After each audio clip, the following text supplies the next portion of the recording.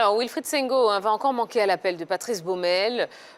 Certaines personnes pensent que c'est une blessure diplomatique. Qu'est-ce que vous en pensez, vous? Non, il est nécessairement blessé. Hein. Pour ceux qui ont suivi sa dernière sortie avec son club du Torino, il est sorti avant la fin de la rencontre. Voilà, je pense que Wilfried Sengo avait demandé, l'entraîneur avait été explicite concernant sa condition de demeurer dans son club parce qu'il faut le dire, là-bas, les places coûtaient véritablement cher. Il sait qu'en équipe nationale, la sélection pouvait compter sur un taulier comme Serge Aurier, capitaine de la sélection qui allait être pratiquement titulaire lors de la dernière Coupe d'Afrique des Nations. Il avait à cœur de revenir dans l'équipe nationale et marquer sa présence. Malheureusement, cela ne se fera pas durant cette fenêtre. Mais il faut arrêter quand même ce genre de polémique. Le garçon, il était véritablement touché lors de sa dernière rencontre avec son club de Torino. Oui, Oui, c'est vrai que son absence a été marquée lors de la dernière Coupe d'Afrique des Nations, à sa non-sélection, parce qu'il y a beaucoup de choses qui se sont dites. Maintenant, aujourd'hui, c'est un garçon qui a beaucoup de qualités. C'est à ce poste de latéral droit, c'est quand même peut-être l'une des promesses, pour l'équipe nationale de Côte d'Ivoire. Après Aurier, c'est Wilfried Sengo qui se dégage. Il y a d'autres qui arrivent, mais je pense qu'on a vraiment voulu le voir à l'œuvre face à cette équipe de France. Mais malheureusement pour lui, il rate la Coupe d'Afrique des Nations. Il va encore rater 2 matchs extrêmement importants.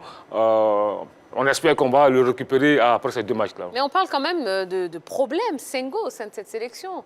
Il y en a ou il n'y en a pas? Écoutez, il y a eu peut-être un problème de communication pour la liste de la CAN 2023. Maintenant, est-ce qu'il y a un problème Sengo?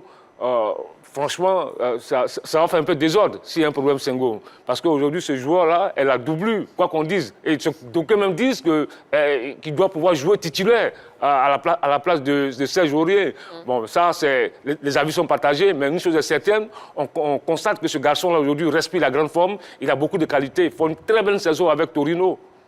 Oui. Et vous Non, moi, franchement, pour l'instant, je n'ai pas eu écho de ce problème Sengo en sélection nationale, d'un quelconque problème.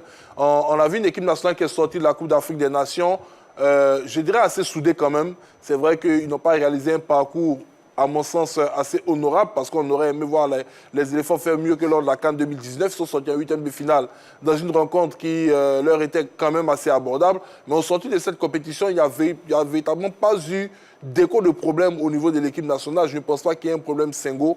En toute franchise, on attendra de voir peut-être dans les prochaines convocations pour des rencontres beaucoup plus officielles si, en ce moment, le garçon montre une certaine indisponibilité qui pourrait être interprétée comme une indisponibilité diplomatique. Oui. En ce moment, on pourra se poser cette question-là, mais je pense que c'est tout simplement un coup de malchance pour le garçon pour cette fenêtre internationale que de manquer ces 2 oppositions. D'accord.